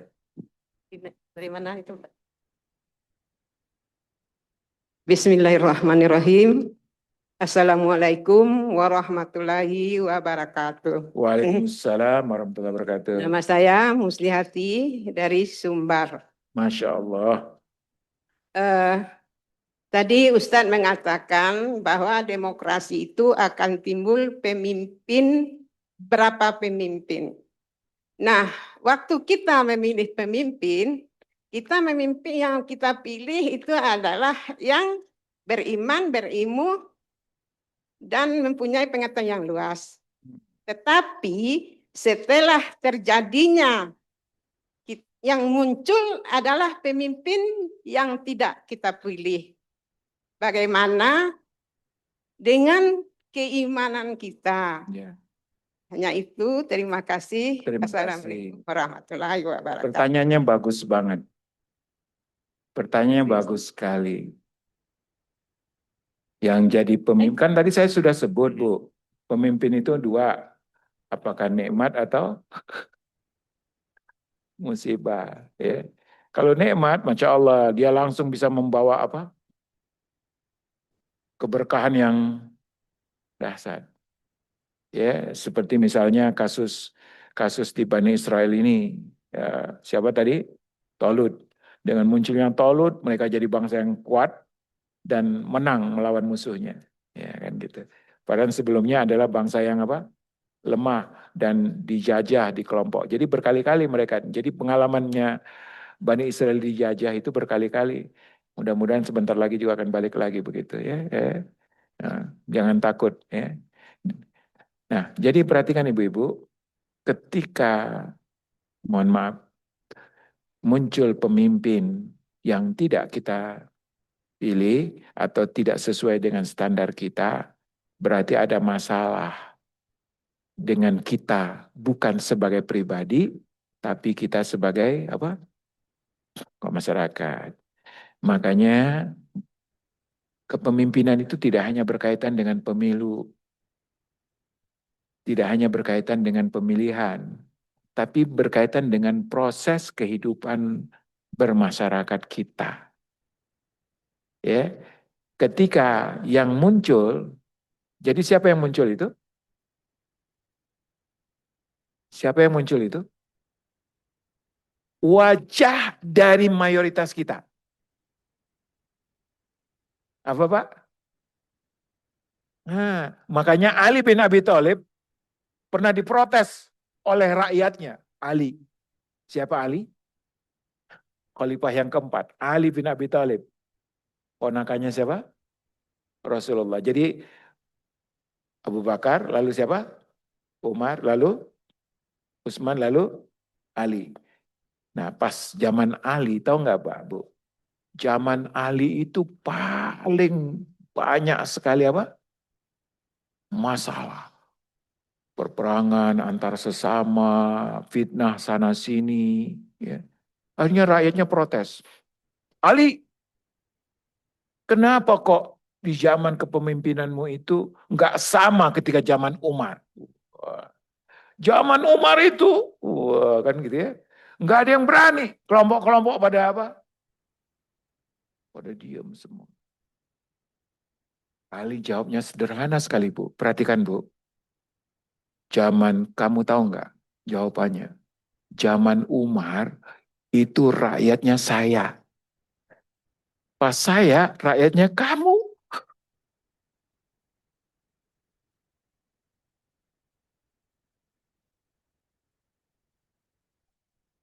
Jadi maksudnya apa? Hah? Jadi jangan salahkan aku sebagai pemimpin. Ada faktor apa? Rakyat. Iya. Zamannya Umar yang jadi rakyat itu orang seperti aku. Pas saya jadi pemimpin, nasib saya dapat orang seperti artinya apa Bapak dan Ibu? Ini pertanyaan bagus. Yuk, bagaimana perubahan bisa terjadi ketika proses perubahan pada masyarakat terjadi? Jadi pemimpin itu tidak ujuk-ujuk apa? Ada. Ya, ketika nah selama komunitas benar itu kecil, perhatikan saya katakan, selama komunitas benar itu kecil, yang mimpin yang nggak benar. Maka bagaimana supaya yang mimpin yang benar? Perbesar kelompok yang benar. Selama kelompok yang beriman itu kecil, yang memimpin yang nggak beriman. Bagaimana supaya pemimpinnya beriman? Bukan demo, Bu. Ya, ya. Bukan doa juga, doa dengan mulai mendidik. Rasulullah dulu perhatikan, Bu. Jadi kadang-kadang kita nunggu kapan berhasilnya. Prosesnya terlalu apa? Lama. Coba perhatikan, Bu. Rasulullah dahulu ketika memulai dakwah di Mekah, berapa orang? Jawab Bapak dan Ibu. Rasulullah dahulu ketika memulai dakwah di Mekah pertama kali, berapa orang? Berapa orang? Sendiri, Bu. Ya. Awal pertama itu sendiri. Makanya ketika beliau ceritakan apa yang beliau mimpi, bukan mimpi, apa yang beliau lihat di Gua Hira kepada Waraqah bin Naufal, itu siapa? Pamannya Khadijah, orang yang ahli kitab. Langsung Waraqah bin Naufal ngomong kepada Nabi Muhammad yang masih sendiri, yang paling beriman bersama dia cuman apa? Istrinya. Apa kata Waraqah? Hai anak eh, ponakanku, ya. Kalau seandainya aku masih muda, aku akan berdiri di sampingmu ketika masyarakatmu mengusirmu dari kampungmu. Karena engkau akan menghadapi apa? Dunia. Dan semua akan apa? Mulai menolak. Jadi bukan mulai menerima, tapi mulai apa? Menolak, baru sedikit demi sedikit apa? Menerima. Jadi mulainya berapa orang? Sendiri. Lalu yang beriman berapa orang? Satu-satu. Bukan seribu-seribu. Kita pengennya kalau sekali dakwah langsung apa? Oh, langsung dai sejuta umat gitu ya. Ya. Satu Khadijah, Ali, satu. Ketika pindah dari Mekah ke Madinah, itu puluhan aja, Bu. Sedikit. Tapi setelah di Madinah, baru terjadi apa? Percepatan. Artinya, proses itu harus dilakukan. Nggak ada yang namanya simsalabim. Mulai dari keluarga kita. Ngomong di keluarga. Nah, nih, ingat ya. Milih pemimpin, kata Nabi itu berapa? 3. Yang pertama apa? Imannya. Yang kedua, ilmunya. Yang ketiga, kebutuhan yang dibutuhkan. Kalau untuk perang fisik. ya kan? Karena untuk perang apa? Fisik. Kalau sekarang dia harus punya keterampilan kenegaraan, ya, yang penting untuk bisa mengendalikan kepemimpinan dia. Ya. Jadi 3 skill itu, skill imannya, skill ilmunya, skill sesuai dengan kebutuhan pada saatnya. Untuk apa? Ya, jangan gara-gara diapain? Dibayar. Baik, demikian Bu. Insya Allah kita sudah menunaikan kewajiban, tapi belum sempurna. Jadi bukan hanya milihnya, alhamdulillah milihnya sudah apa? Sudah benar, tapi juga proses berikutnya. Bagaimana mempengaruhi komunitas ini terus semakin tumbuh sampai akhirnya mereka tidak ingin pemimpin kecuali yang sebagaimana yang tadi disebutkan. Baik. Silakan, ada yang lagi, satu lagi boleh. Baik, ada lagi? Silakan, Baik, Pak. ya. Ya. Yang online boleh ya. Jika ingin bertanya, silahkan di kolom chat ditulis.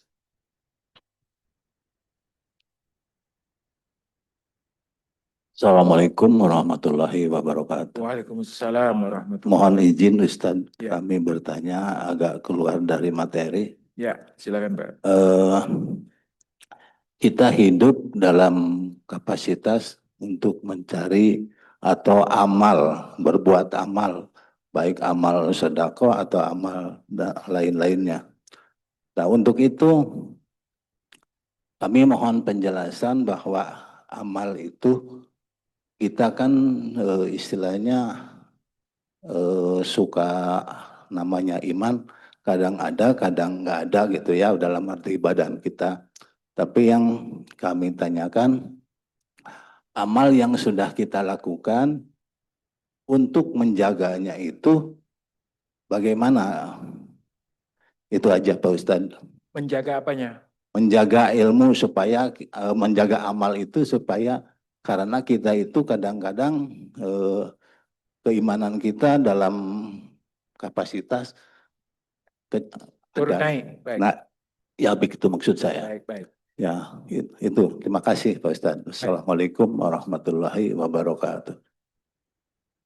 Baik, terima kasih. Jadi Bapak dan Ibu yang rahmati Allah Subhanahu wa taala, pertanyaan yang harus kita pastikan benar menjawab. Untuk apa kita hidup? Ini sudah saya jelaskan kemarin. Apa? Untuk apa kita hidup?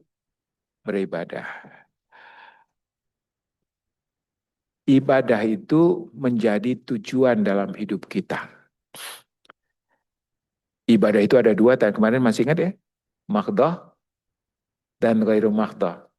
Maghdah itu ritual murni, kalau maghdah semua kehidupan kita. Makanya semua urusan hidup tidak boleh lepas dari tujuan utama. Apa itu? Ibadah. Jadi kerja, ibadah. Sekolah, ibadah. Apa artinya sekolah ibadah, Bu? Hah? Hah? Iya, cari ilmu untuk cari ridho Allah, bukan cari ilmu untuk cari kerja, untuk cari duit, ya. Ya. Nah, yang kedua, yang pertama tadi apa? Ritual, yang kedua maghdah. Ghairu maghdah, yaitu non ritual. Makanya seluruh urusan hidup tidak boleh, ini saya ulang, tidak boleh, tidak ada hubungan dengan ibadah. Yang jadi masalah ketika urusan lain tidak ada hubungan dengan ibadah, disitulah terjadi penyelewengan. Kenapa korupsi? Karena sudah nggak ada ibadah. Kenapa minta disogok? Karena sudah nggak ada ibadah. Kenapa kerjanya hitung-hitungan? Karena sudah nggak ada ibadah. Jadi kapan datangnya masalah? Mohon maaf, orang yang beribadah tidak mau memimpin kecuali kemampuannya di dalam memimpin jadi ibadah. Mohon maaf, sekarang di kita orang mencalonkan anggota dewan, pengen ibadah atau pengen. Tapi kenapa setelah dipilih jadi dia syukuran? Masih nyambung nggak, Bu? Nyambung ya? Jadi untuk menjaga amal itu dengan menjaga konsistensi tujuan kita. Selama tujuannya satu, maka dia akan saling menjaga. Kan saling apa? Menjaga. Mohon maaf Bapak dan Ibu. Koruptor itu sholat nggak ya? Sholat ya? Oh sholat, Alhamdulillah. Pertanyaan saya,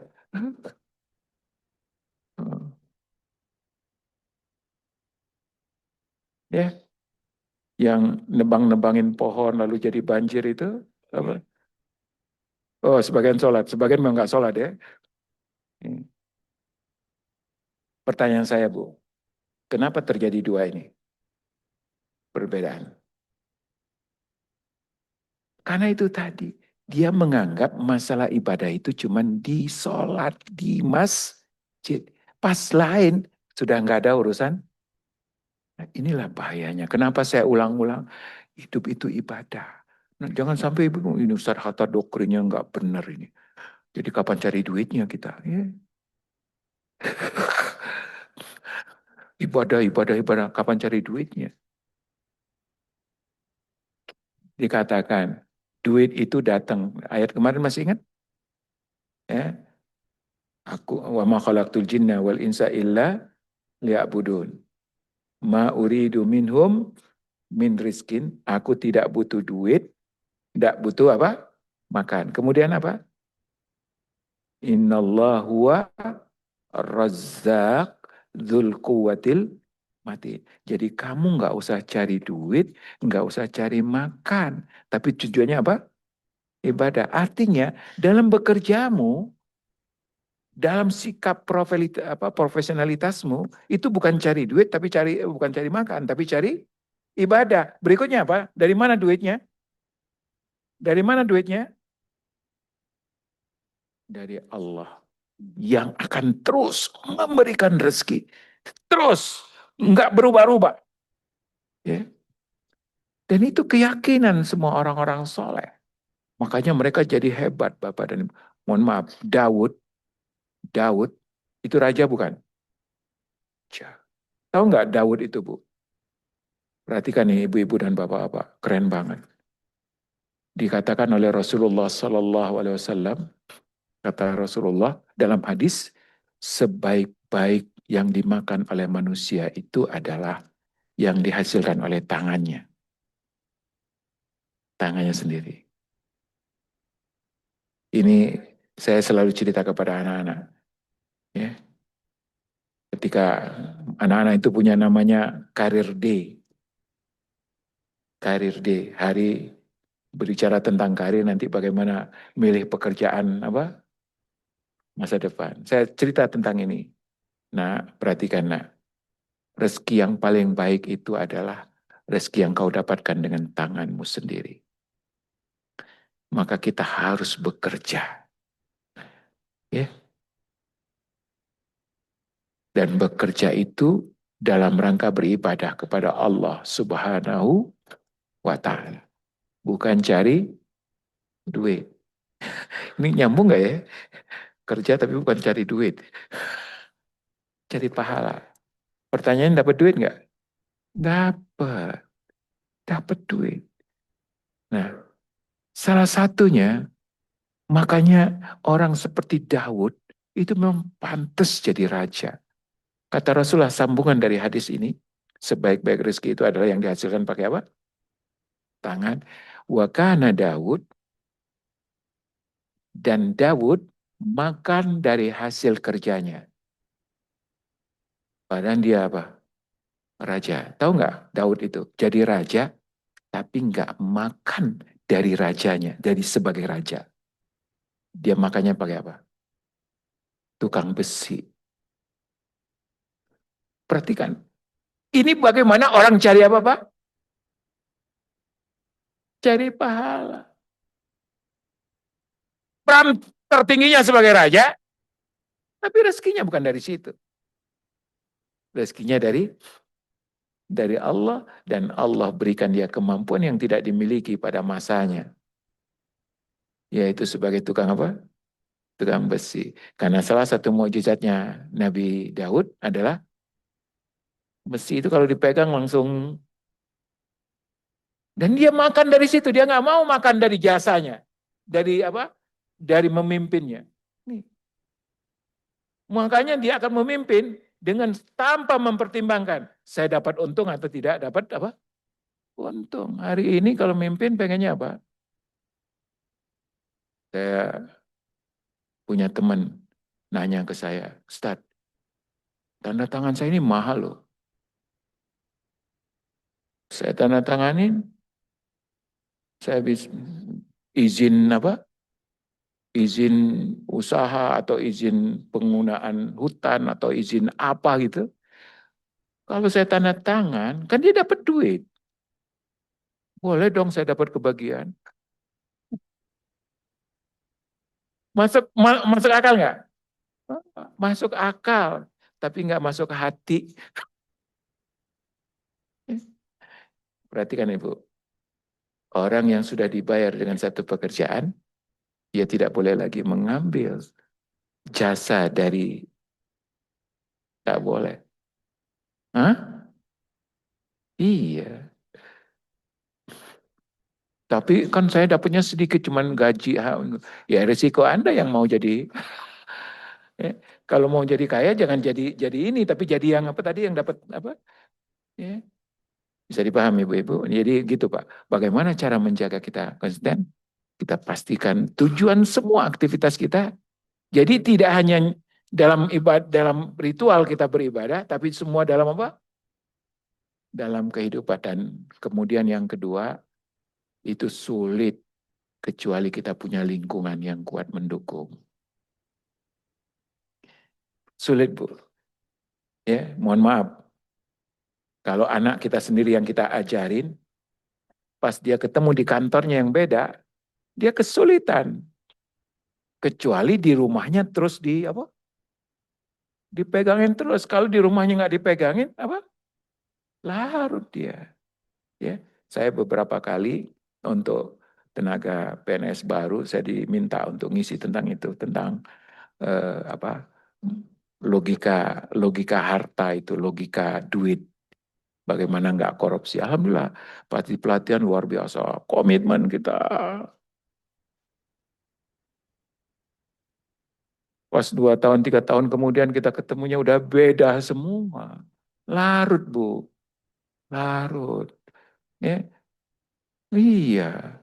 Makanya kita harus jadi ikan di lautan yang asin. Ya. Walaupun lautnya asin, tetap saja ikannya tidak ikan asin. Nah repotnya kita memang udah asin duluan masuk. Ya. Ya. Demikian, mudah-mudahan bermanfaat. Allahu alam. Saya kira cukup ya. Ada. Ada dari online Ustaz. Ya Izin. silakan dibaca. Baik, langsung saja. Ada 2 pertanyaan saya rangkum. Hmm. Ustadz, mohon maaf. Bagaimana melihat ciri-ciri pemimpin yang baik dan imannya kuat untuk kita bisa pilih dalam konteks sekarang?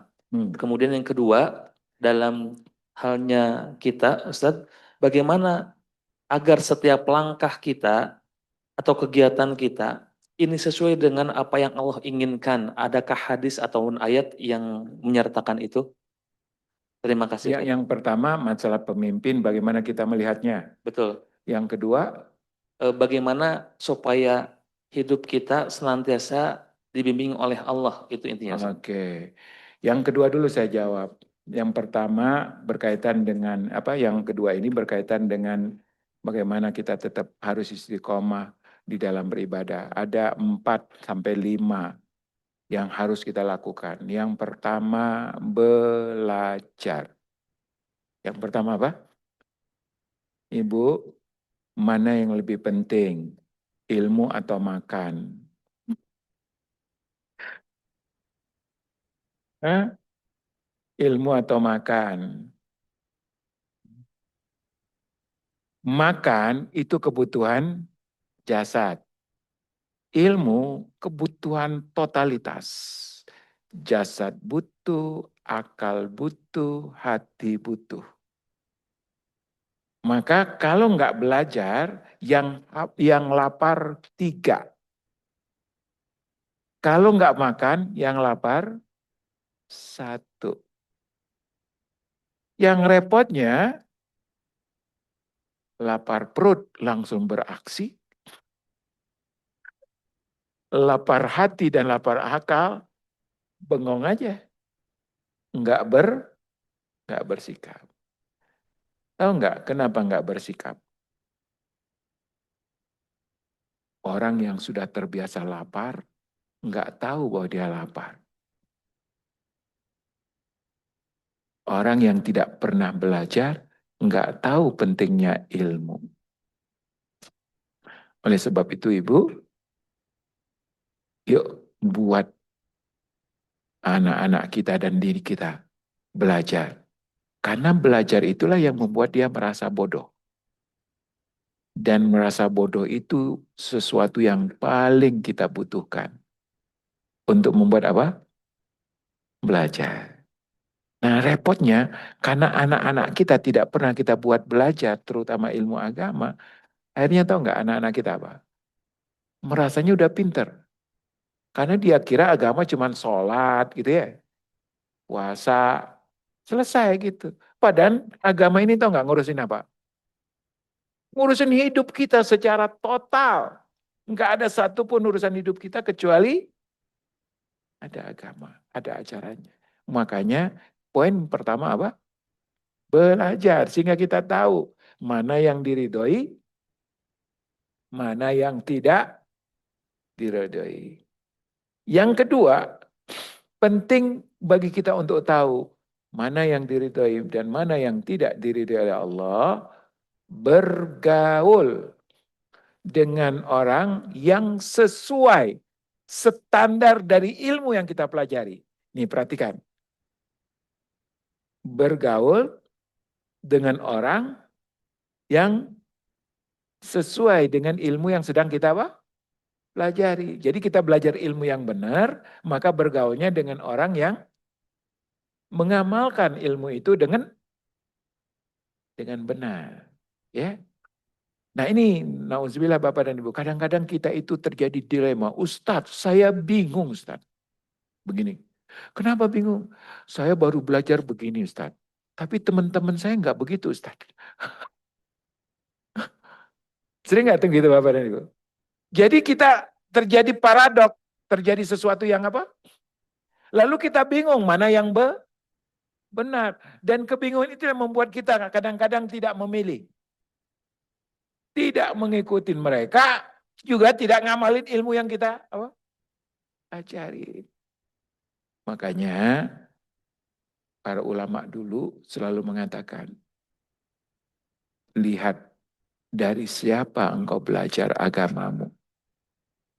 Perhatikan perkataan ini, lihat dari siapa engkau belajar apa? Agamamu. Karena hati-hati ketika kita belajar dari yang salah, dapat lingkungan yang salah, maka kita nggak tahu yang benar. Dikira yang benar adalah, dikira yang salah itu adalah yang benar. Ya, jadi hati-hati yang kedua, bergaul. Bergaul dengan orang-orang yang apa?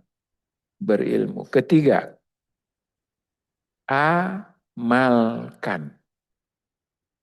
Jadi ilmu itu pertama tadi pelajari, ya, belajar. Yang kedua apa? Gaul dengan orang yang belajar, yang sesuai dengan ilmu tadi. Ya. Yang ketiga, amalkan. Karena dengan mengamalkan, ya, insya Allah kita akan mendapatkan petunjuk berikutnya. Perhatikan Bu, pelajari, lalu bergaul, lalu amalkan. Dengan mengamalkan, maka Allah akan ajari kita. Jadi ilmu itu ada dua. Ada yang kita belajar, dan yang kedua, ada yang diajari oleh Allah melalui pemahaman kita. Makanya Allah berfirman di dalam Al-Quran, wattaqullah wa yu'allimukumullah. Bertakwalah kamu kepada Allah, dan Allah akan mengajari kamu. Yang keempat, ikhlas di dalam mengamalkan. Apa? Ikhlas. Di dalam apa? Mengamalkan. Ketika ikhlas dan orang yang ikhlas, Bapak dan Ibu, insya Allah dijaga oleh Allah Subhanahu wa Ta'ala. Jadi, nauzubillah, ada orang yang luar biasa mengamalkan amal, lalu mengajarkannya, tapi ada kepentingan pribadinya. Ada kepentingan ria, ada kepentingan pengen dapat kehidupan, nauzubillah. Dalam agama ini banyak orang yang pengen cari hidup.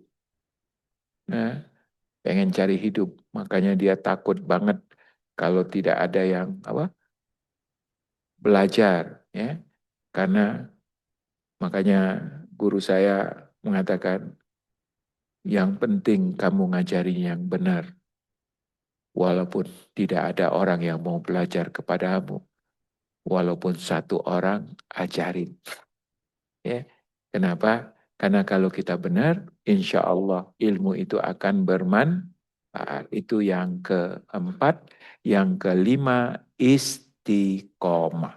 Apa? Apa itu istiqomah? Konsisten. Jadi walaupun satu ilmu yang kita pelajari, lalu sudah kita lihat orang pada melakukan dengan baik, kita lakukan juga. Ya. Istiqomah. Gak usah banyak, tapi istiqomah. Tapi kalau banyak istiqomah, jauh lebih baik. Gitu ya, ada 5. Yang pertama apa tadi? Belajar. Yang kedua, bergaul dengan orang yang mengamalkan ini. Ketiga, amalkan. Yang keempat, ikhlas. Yang kelima, istiqomah. Lalu, pertanyaan yang kedua, bagaimana mengetahui orang yang beriman? Nah, ini dia Bapak dan Ibu. Perhatikan dalam kasus Tolut. Ya.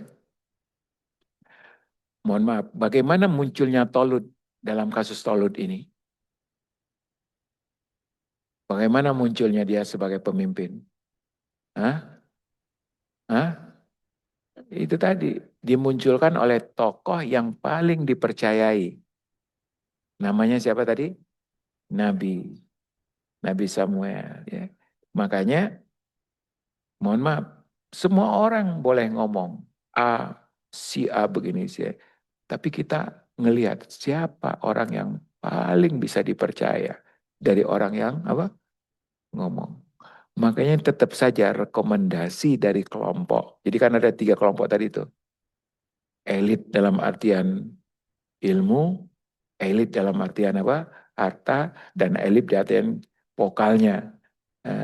Nah, rekomendasi yang paling kita dengarkan yang mana? Dari yang pertama nih. Yang paling apa? Berilmu. Maka kalau ya kita nggak tahu si Fulan, apalagi kan kita pemilu nggak pernah kenal dengan si Fulan. Gimana kita milihnya? Kita pilih dari rekomendasi orang yang paling bisa dipercaya karena ilmunya. Nah itu masing-masing lah ya, masing-masing. Yang kedua, milihnya ikhlas.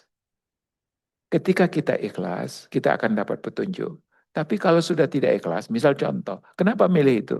Dia kan satu suku dengan saya. Nah, kalau sudah begitu berarti sudah apa? Enggak ikhlas. Kenapa milih itu? Ya satu partai, saya milih partainya. Gitu ya. Apalagi kenapa milih dia? Kan dia kakak saya. Nah, ya. Dan seterusnya. Yang ketiga, Bapak dan Ibu, track record. Apa? Track record. Nah, kenapa saya katakan tiga ini track record? Karena nggak semua orang tahu track recordnya. Ya, kita mah orang bukan temennya, bukan apanya. Ya, nah mudah-mudahan tetap itu namanya istihad, itu usaha, bukan pasti. Makanya yang paling bisa memilih itu adalah orang yang punya basirah, punya kemampuan melihat dengan lebih dalam. Ya, iya, yang sangat visioner. Jadi ngelihatnya itu jauh, tidak ngelihat sebaiknya, kelihatannya ganteng, nggak gitu. Uh, ya, nah jangan. Karena ganteng itu relatif, Pak. Menurut A ganteng, menurut B apa? Enggak gitu ya. Demikian. Nah, yang terakhir minta petunjuk kepada apa? Allah. Berdoa kepada Allah, ya Allah, tunjukkan aku memilih pemimpin yang baik. Demikian Bapak dan Ibu yang dirahmati Allah, cukup karena sudah 7:30 lewat 9. Jadi 39. Nah, mudah-mudahan apa yang kita pelajari bermanfaat. Besok kita lanjutkan. Masih ngomong tentang Talut. Dan kita akan berbicara apa dampaknya pemimpin yang hebat pada satu bangsa. Ya, dampaknya itu apa? Ya, itu yang akan kita sampaikan besok. Dan langsung kita ngomong juga bagaimana pemimpin yang hebat yang dipilih secara imani juga akan membuat kita beriman. Ya, terima kasih, sampai jumpa besok. Mudah-mudahan Allah berikan kesehatan, keberkahan hidup, dan Allah jadikan kita, umur kita dipanjangkan sampai ketemu Ramadan. Baik yang di sini ataupun yang mengikuti di Zoom, semuanya disampaikan ke bulan suci Ramadan. Billahi taufiq hidayah. Assalamualaikum warahmatullahi wabarakatuh.